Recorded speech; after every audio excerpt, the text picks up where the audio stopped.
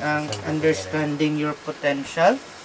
So, basahin ang Genesis chapter 1 verse 26 up to 28. Then God said, "Let us make man in our image, according to our likeness. Let them have dominion over the fish of the sea, over the birds of the air, and over the cattle, over all the earth, and over every creeping thing that creeps on the earth." Manalangin tayo. Lord, dalangin namin, Lord, na samahan niyo po palagi ang aming pakikinig ng iyong salita. Patuloy mong tanglawan ang aming pangunawa, so that as we listen to your word, O Lord God, we will fathom the truth about the potential that you have buried in us, Lord. We will understand our potential being created in your image and likeness, O God, so that we will not bury them as we die, as the physical will be buried, O God. And we claim, O Lord God, by the grace and by the power of your Spirit within us, our potential will be maximized. In Jesus' name. Amen. Amen. Alala ko minsan noong ako'y estudyante pa lang, second year college, medyo kasi ako, hindi ako masyadong nagpapakita sa kanila na nag-aral ako or seryoso ako sa pag-aaral, pero hindi ko pinabayaan yung pag-aaral ko. Minsan tinanong ako ng medyo pag ako na kasi ang tinatanong, nagtatawanan yung mga kasama ko kasi una nga akong nangangantsaw. May itinanong yung clinical instructress namin na sabi niya, ano daw ang mangyayari kapag ang gamot ay isinuka? Isunuka ng pasyente. Mamimiss dose. Ha? Mamimiss dose. Mamimiss dose. Ano pa? Or yung gamot ay hindi nagstay sa pasyente, sa katawan niya. Hindi tatalab. Hindi tatalab. Very good. Bakit kasi? Hindi na maximize yung potential ng gamot. Nasusundan niya. Paanong ma-maximize? Kasi let's say for example na may mga particular na gamot na it takes time para ma-reach niya yung desired effect. Let's say for example ng Sopiclone, pampatulog. Yun kasing alam ko, malay ko ba sa mga gamot ng CCU? Wala akong alam dyan. Yung mga pasyente namin, may naka-Sopiclone. Ang alam kong effect ng Sopiclone ata is after 6 hours. More or less. So, kung ang gamot na pampatulog, binigay mo ng 6 ng hapon, tatalab yung effect niya, desired effect niya, by 12 midnight. So, kung ibinigay mo siya ng 12 midnight, tatalab yun ng umaga. Umaga ka pa aantukin. Kasi nga, it takes particular time or a certain point of time, duration of time, to reach its maximum potential, desired effect. Nasusunan. Ganun din, ang pagkalikha ng Diyos sa atin, mayroon tayong potential, hindi nga lang natin na-reach yung maximum potential natin. Hindi na-reach yung desired effect. Yung peak. Okay, so, as an introduction, so sabi karugtong doon, so God created man in His own image and likeness. In the image of God, He created him, male and female, He created them. Then God blessed them, and God said to them, "Be fruitful and multiply, fill the earth and subdue it, have dominion of..." Nasabi ko na yan. Okay. Potential is a dormant ability. Yan, si Mrs. Nag-apply siya ng company, limited company, para ipasok yung mga sweldo niya sa bank shifts para hindi makaltasan ng hindi malaki yung tax. Ngayon, hinanapan siya ng inland revenue. Dineclare niya, dormant yung company. Ibig sabihin ng dormant ay that which is, but it is just lying there below its full strength or unused. Inactive. Ha? Volcanoes. Dormant volcanoes. Inactive. Hindi siya naglalabay ng larva. Hindi Hindi active kasi nga dormant. Unused, okay? So, Potential is everything that a thing is that has not yet been seen or manifested. Nasusundan niyo ba? So, maaring yung mga potential natin nagiging dormant lang. Gets ba?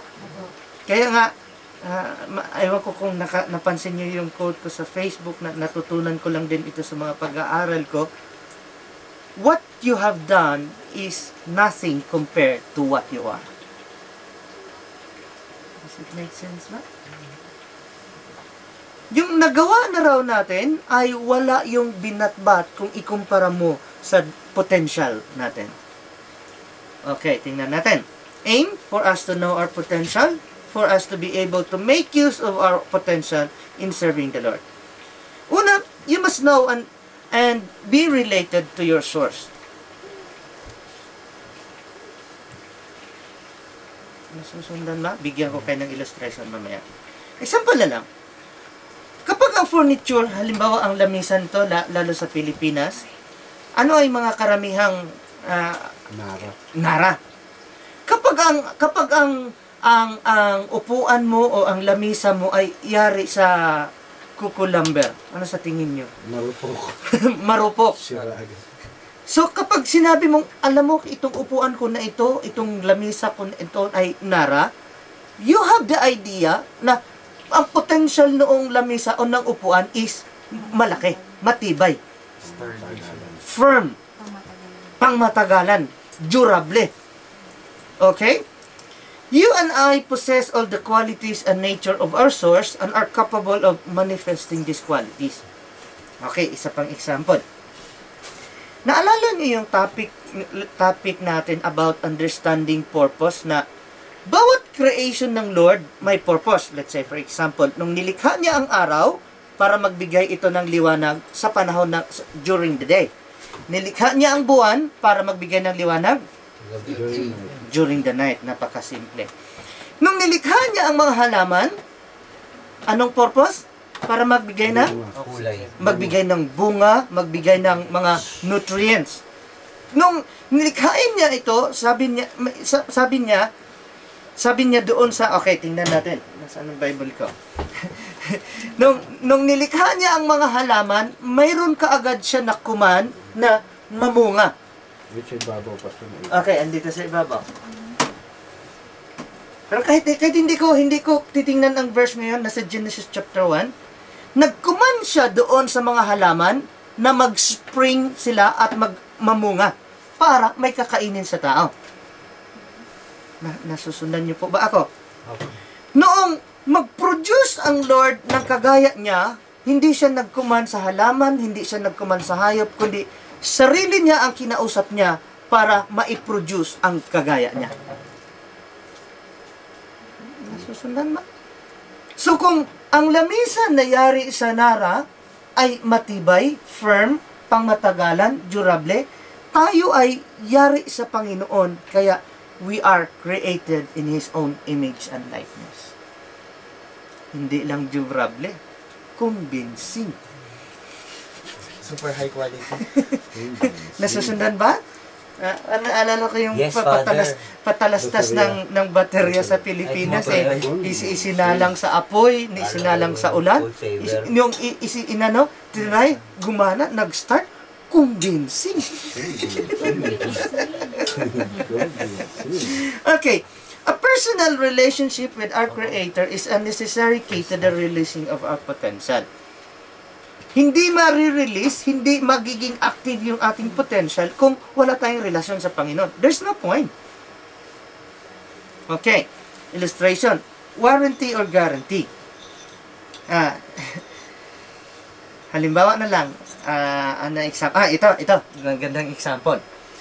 Itong projector na ito, minsan kasi inuuwi ko pa ito dati, wala pang cupboard, inuuwi ko ito, sa dami ng nakasaksak sa sasakyan, pagbukas ko nalaglag siya.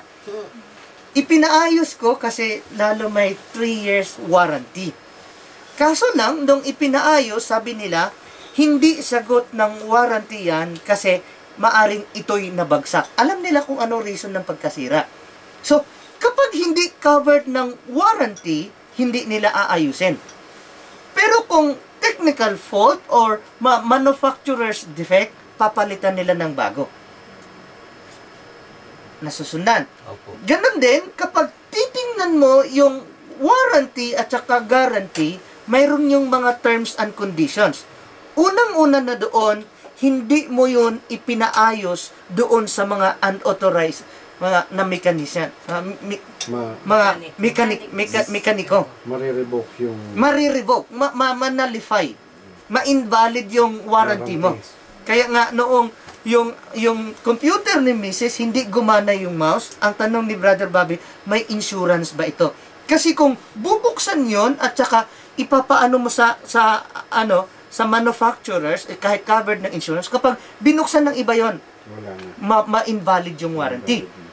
Ganon din, when it comes to God, yung warranty natin ay magiging valid lang kung sumusunod ka sa warranty ng Lord. Under ka sa terms and conditions. Nasusundan ba? Maliwanag ba? Okay. Pangalawa, you must understand how the product was designed to function. Naalala niyo yung topic natin, design ng Lord sa atin? Ano-ano nga pagka-design niya sa atin? Review?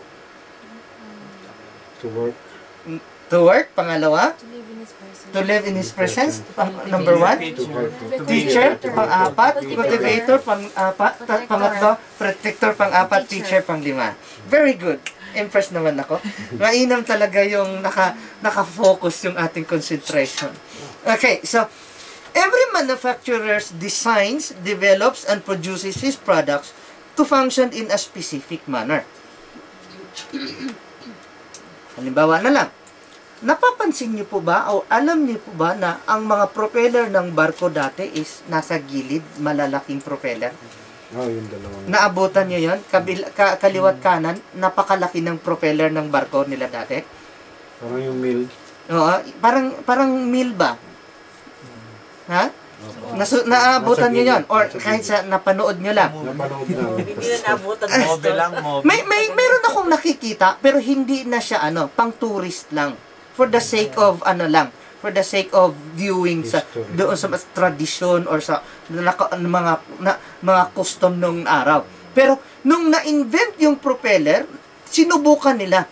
Nagkaroon ito ng test kung alin ang mas mabilis. Doon sa propeller na malaki doon sa kaliwat kanan or kahit yung maliit lang na ando doon sa likod o sa puwet na banda, sa ilalim. So, ibig sabihin, yung propeller na yon, dinesign yun para yung barko or speedboat ay mapatakbo. Masusunan. Okay, konting ilustrasyon pa. Electric fan. Dinisan ang fan na nakaganon para pag-ikot noon yung hangin, itutulak niya. Pag hindi nyo pa nasundan yung ibig kong sabihin, ewan ko na lang sa inyo. No, so, every manufacturer designs, develops, and produces his product to function in a specific manner. So, ganun din, nung nilikha tayo ng Diyos, siya ang nag-create sa atin, siya ang nag-design sa atin, dinisign niya tayo to function in a specific manner. Konting illustration pa, konting illustration. Yung mga tingin niyo sa akin, parang, isa pa, Pastor.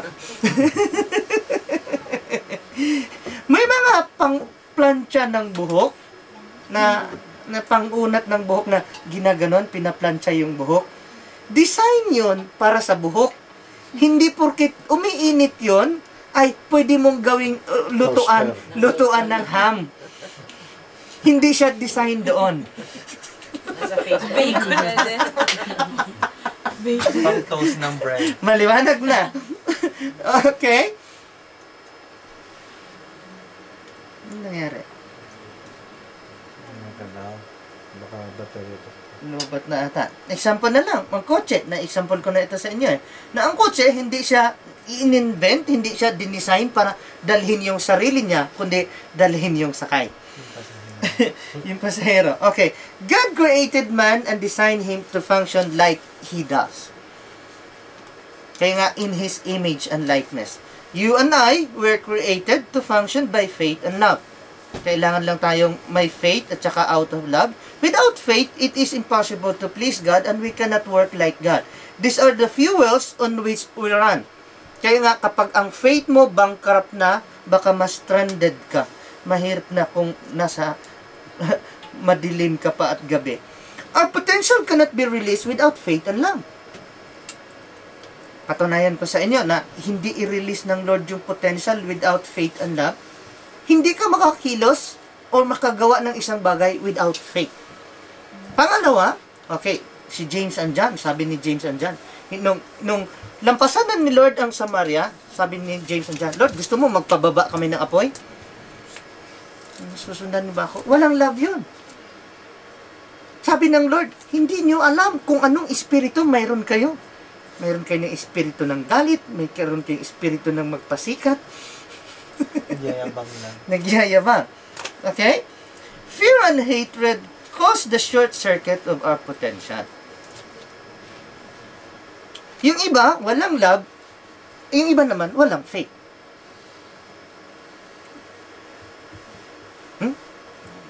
Simple kayo sinasabi mo yung pastor, at tagal-tagal ko ng believer eh.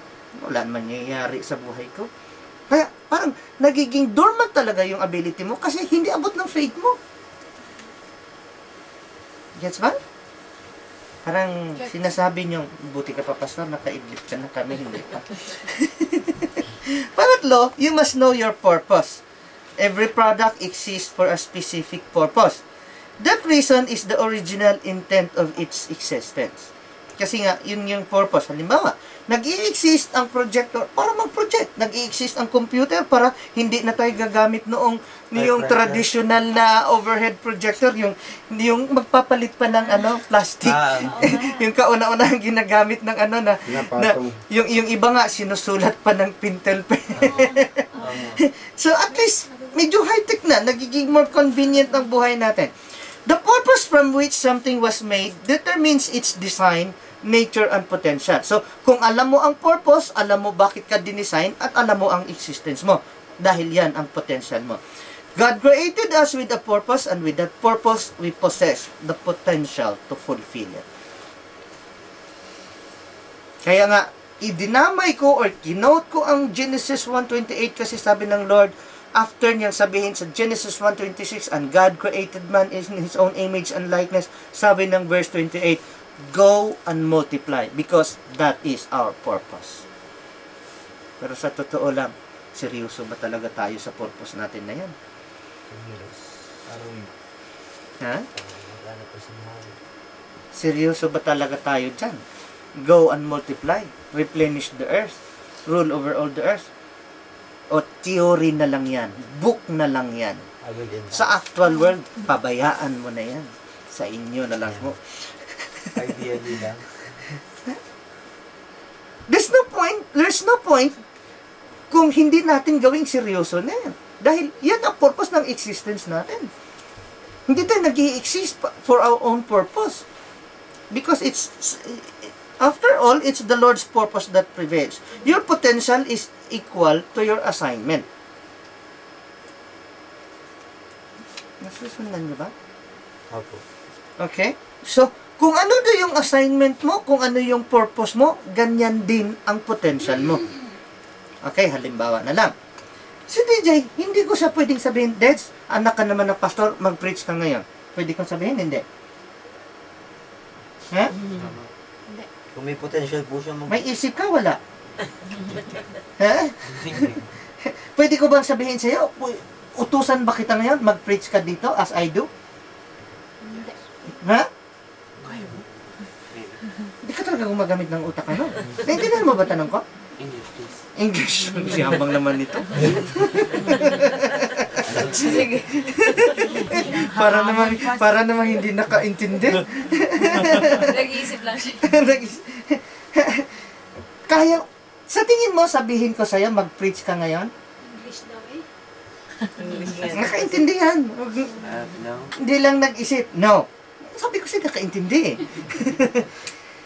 Hindi ko gagawin yun kasi wala pa siya sa kanya ang potential or hindi pa niya na-develop yung potential niya. So, nung sinabi ng Lord na, go and multiply, alam niya na mayroong kakayanan ang tao na mag-go and multiply because your potential is equal to your assignment. Amen? Hindi ako bobo na para sabihin ko kay Deds, pagod ako, ikaw naman na mag-preach. Hindi ko gagawin yun. Not unless na sinikap siyang mag-aral, dumating yung time na, oh, Daddy, parang feel ko rin naging pastor. Nakaka-receive ako ng message. Pagdating ng time na yun, why not? I would be the happiest man. Amen. Okay? You must understand your resources. Why? All manufacturers provide access to the necessary resources for the proper maintenance, sustenance, and operation of their products. Okay, konting illustration. Yung guitar effect ni Paul, akala ka ni Brother Romel, although may idea na siya na maaring yung adapter or power lead lang ang may diferensya. Pero pwede rin na yung guitar effect mismo ang may problema. Dahil within 3 years warranty yun, pinadala ko doon, tinawag ko doon sa nagbenta at covered naman nila. Chinek nila, walang problema yung guitar effect, adapter lang, nagpadala sila ng panibago. Because that's covered by the warranty. So, okay, ito pa example. Alam niyo po ba na hindi ganun kadali, hindi mura ang magpapagawa ng sasakyan sa bansang ito? Ilang taon ba yon na yung seatbelt lang ni Ella sa gitna, may gas-gas lang ng konti, hindi na pinasa sa MOT. Kasi kung gas-gas yun, pwedeng sumabit, hindi na magamit, at reason yun na hindi mag-seatbelt yung bata or sino mang nakaupo doon. Seatbelt lang pinalitan, kulang-kulang 300 pounds yung ginastos ko. Hallelujah. Pero, kapag under warranty, yung parts na covered, let's say for example, yung cover ng compartment ng sasakyan ko, na bale, hindi na mag-release, hindi niya ipupull back uli yung cover, pinagawa ko. 325 libre. Kasi within warranty. So, ganun din ang Lord, mayroon siyang warranty na ibinigay sa atin. Pwede natin gamitin ang resources niya sa mga bagay na yan. Dito applicable yung Jesus paid it all. Yes? Okay. Resources and provisions are to help sustain the product while its potential is being maximized. Klaro naman siguro yan. We should live on and with the resources, but not for it. Mga tingin niyo sa akin talagang nag-iisip ako, ano kayang klaseng tingin meron ito? Nakakapanibago. Mainam na yung klaro ba? We should live on and with the resources, but not for the resources. Maliwanag ba? Gamitin natin yung resources na yon, pero hindi tayo mamuhay para doon. Okay? We should not be controlled by them. Yung mga material blessings ng Lord, yung mga resources ng Lord, hindi ka dapat control doon at hindi ka namuhay para doon. They will just follow. Panglima, you must have the right environment. Okay? Environment consists of the conditions that have a direct or indirect effect of the performance, function, and development of a thing. Okay? Napakandang example. Hindi ko makuha yung siyempre, kung ano yung field ko or ano yung mga experiences ko, kagaya ni Flor, ganun din ang ma-share o magagawa niyang example. Halimbawa, may mga gamot na kailangan mong ilagay sa fridge. Or else, pag hindi mo nilagay, masisira or The potential decreases. thank you very much. Now you're using your brain. Hindi niya ma-reach yung kanyang potential kapag hindi mo inilagay sa fridge. Kasi yun yung environment niya. Kaya susunod. Okay, isa pang example nito is may mga chocolate na kailangan mong i-fridge, mayroong hindi. Pag pag may, ang mga chocolate na dapat mong ilagay sa fridge, hindi mo inilagay, ano mangyayari? Tutunaw. Natutunaw. Ganado ka pa kaya kumain ng tunaw na chocolate? Iinumin ko na. Wala na. Okay, so ganun din po, yung potential natin, dapat ma-reach niya ang desired effect, yung peak ng kanyang effect, kapag siya ay nasa right environment. Ikaw ba, nasa right environment mo para yung potential mo, ma-reach mo? Yung malalim talaga. Nasusakan niyo ba ako? Okay? Nasabi ko na yan. Nasabi ko na itong isda na hindi ka pwedeng mag-resign sa design mo kasi nilikha ka ng Diyos na ganyan. Kung paano ang isda ay hindi pwedeng pwedeng maalis sa tubig, ganun din. Hindi din tayo pwedeng mag-function kung tayo ay nasa labas ng presence ng Lord kasi environment natin 'yon na maximize yung ating potential. Plant grows on a particular climate. Sa Pilipinas or dito na lang, walang malunggay. Alam niyo kung bakit? Hindi nag-grow ang malunggay dito. Nasa warm country malunggay. Sa Pilipinas naman, wala kang nakikitang May ubas. may ubas bihira. Mansanas. Mansanas wala doon. Bakit kasi? May mga halaman o pananim na namimili ng climate. Hindi sila for all seasons or lahat ng climate. Ganon din mga tao na nilikha ng Diyos, may tamang environment na hindi ka pwedeng mag-grow sa isang lugar kung hindi mo ito right environment. Masusunod? Okay? This is also true to man as we were designed to live in God's presence in the garden, free from sin and in daily communion with Him and with His Spirit. You can never be all you could be in any other environment. Maliwanag ba yan? Yung potential mo, marireach lang siya kung nasa right environment ka. Hindi ka mag-grow sa lahat ng environment. Kagaya niyan, may mga nakarating ng Saudi. Hindi ganun kadali i-maintain yung Christianity mo doon or relationship mo sa Lord kasi andyan yung pag-uusig, andyan yung mga persecution, maraming bawal. So hindi yung potential mo in all environments. The key to releasing your true potential is the restoration of God's original environment. Maliwanag? You must work out your potential. Paano mo i-work out ang potential? Potential is a dormant ability, but ability without responsibility is useless. Hindi ako manhid sa reaction nyo. The first thing God gave Adam was not... nalampasan ko na naman ito.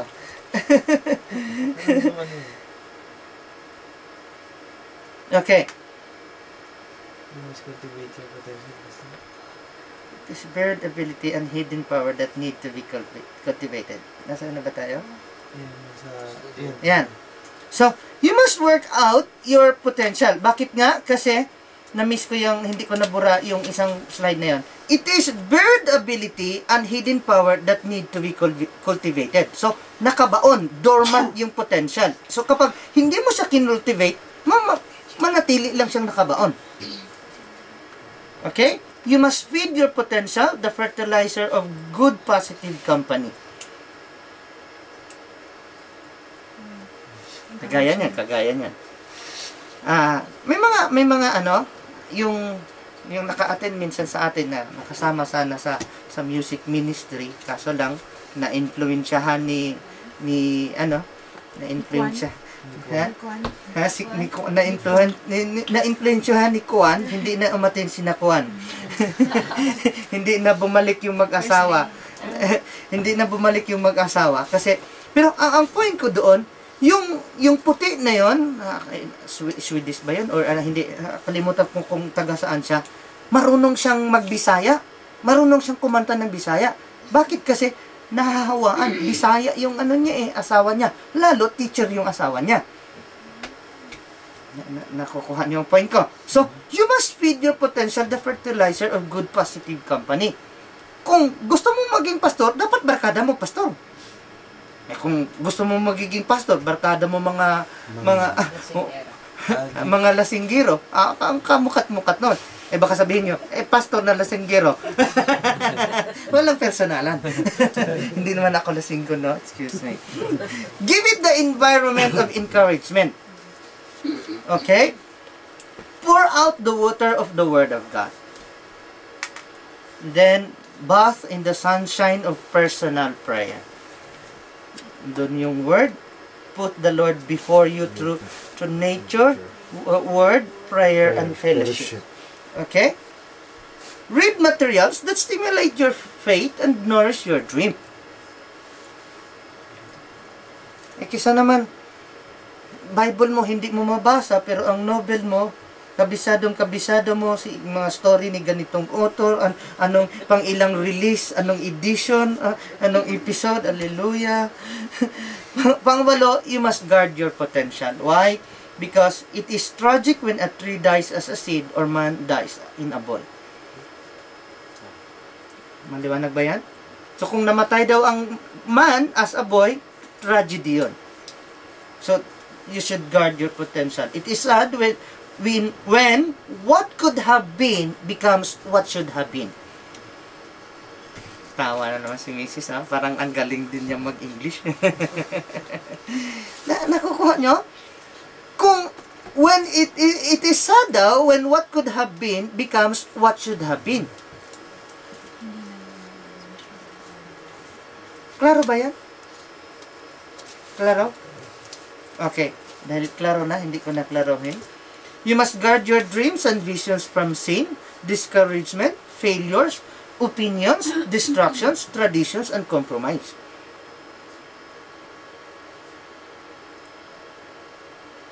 Nasabi ko nga sa inyo, kung hindi mo ingatan yung sarili mo, hindi mo ingatan yung faith mo, na minsan nga yung isang example ko na sinabihan lang siya ng kaibigan niya, alam mo bang hindi totoong mayroong Diyos? Ang hina na siya. Bye-bye. Wala ka foundation yung faith niya. You must share your potential. No potential exists for itself. The sun does not exist for itself. Plants release oxygen for us and we give carbon dioxide to plants. Potential and fulfillment is not what is accomplished, but who benefits from them. Your deposit was given to enrich and inspire the lives of others. Potential or deposit. You must know and understand the laws of limitation. Why? Freedom and power are two of the most important elements in our lives. Freedom and power. Okay? Potential is the essence of both. Too quick ba? Okay lang, nasusundan. Potential is power. Kaya pag sinabi natin si Lord ay omnipresent, ibig sabihin nun, nasa lahat ng lugar. Kapag sinabi natin omniscient si Lord, alam niya ang lahat. Alam niya lahat ng bagay. Kapag sinabi natin omnipotent, makapangyarihan. all powerful. So, nung sinabi ng Bible that God created man in His own image and likeness, kung si Lord ay omnipotent, all powerful, yung power ng Lord na nakabaon sa'yo is yung potential natin. Klaro? But freedom needs law to be enjoyed and power needs responsibility to be effective. Every manufacturer establishes laws of limitations for his products. They were established to protect, not to restrict, to assist, not to hinder. Let's say, for example, yung appliances na ginamit nyo, may kasamang warranty, pero pag nabasa yon, hindi yon covered ng warranty. Maliwanag ba? Okay. Challenge. Baka makatulog pa kayo eh. Pahabain ko pa. Are you now aware of your potential? Wala man lang akong kausap. Are you willing to cultivate, maximize, and use your potential? Working on it. Amen. Okay. Conclusion uli, Ephesians chapter 3 verse 20. Now to him who is able to do exceedingly abundantly above all that we have asked or think, according to the power that works in us. Kaya naman pala may potential tayo because God is working within us. Amen. Okay, so manalangin tayo. Lord, we're so sorry, Panginoon, sa mga pagkakataon na we doubt on your word, we doubt on the potentials that you have given unto us, O Lord God. We doubt on your power, we doubt on your faithfulness and love. Na minsan nga, Lord, gusto naming tanungin ang iyong katapatan or gusto naming i-question ang iyong love sa amin. Gusto naming i-question ang pagiging totoo ng iyong salita, O Lord God. Dahil hindi namin na-overcome ang aming doubt, ang aming unbelief. Pero Lord, sa mga salita mong aming napapakinggan, as your word says, faith comes by hearing and hearing your word, O Lord.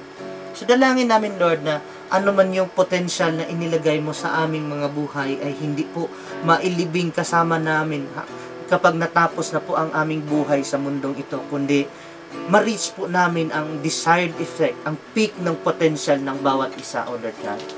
Nang sa ganun po, Panginoon, in our own little ways, pag sinamahan mo kami, O Lord God, kami po ay mag-multiply, mag-replenish, at mag-rule over all the earth, Panginoon. Hindi mo kami dinesign ng mga biktima ng aming circumstances. Hindi mo kami pinahintulutang manatiling talunan at alipin ng kalaban, Panginoon, espiritu ng kadiliman. Binigyan mo kami ng kalayaan, binigyan mo kami ng freedom, at binigyan mo kami ng power, O Lord God. Sabi mong, Lord, na anuman ang aming ipahintulot dito sa lupa ay iyong ipahintulot sa langit, at anuman ang aming ipagbawal dito sa lupa ay iyong ipagbawal sa langit. Enable us, Lord, to cultivate our potential, at sa panahon na kailangan gamitin ang power na ito, it will be done according to your word. And this we ask you in Jesus' name. Amen. Amen. Thank you. Maraming salamat. Magandang gabi.